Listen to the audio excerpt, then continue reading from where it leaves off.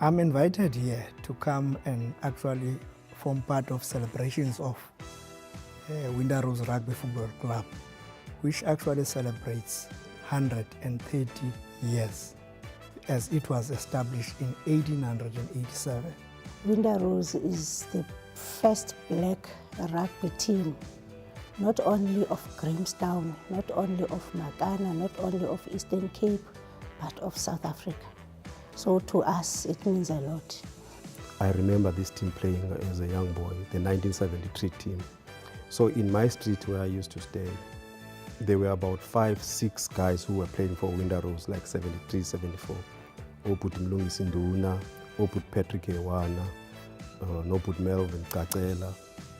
So every time when they were going to the field, we will follow them and go and watch. So from those days, Okoko and them, I used to watch them on that field. So that's where it comes from.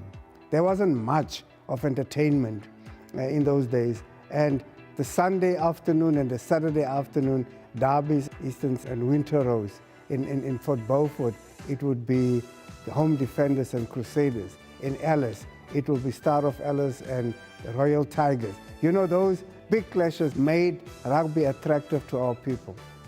Now, the into about the Winter Rose. I'm going to fund a high school at Peñalosa. Kwakudlalwa i-fixtures sila Peñalosa, sidlale local teams.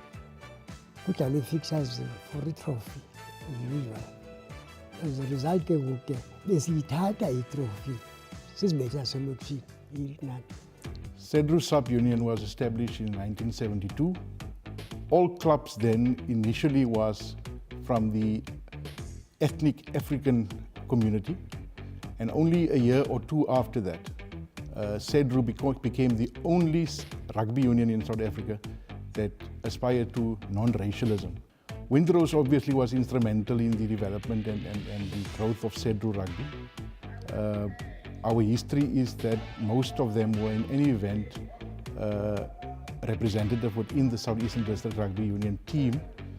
They were champions on numerous occasions, and also the club that gave birth to the other Centurion Easterns, also from the Fingo village area. So they were instrumental in the growth and the development of rugby within the Southeastern District Rugby Sub-Union.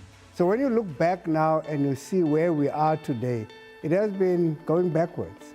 And that's why, you know, I really felt, even if I'm busy, I want to experience what it looks like when a club is 130 years and they're celebrating that. The big days of Mdaru, Danzana Rugby Union in East London, Elru in East London, Danzana Rugby Union in Mdantsane, Kadru in King Williamstown.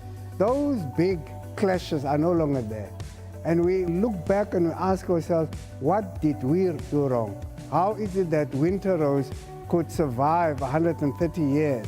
And you know, when I came in here and I saw those elders in their green blazers, you know, it was like, it's goosebumps. You know, you say to yourself, is this real that we still have this kind of love for the game of rugby in our areas? The difference between the old Winter Rose and the new Winter Rose is that our schoolboys within our communities aspire to play for Winter Rose. Recently, that history has been diluted in the memories of our new generation. Our boys do not see them playing within our sub-union clubs, hence the fact that they struggle to field teams, and not only Winter Rose, but the number of our clubs within our substructure.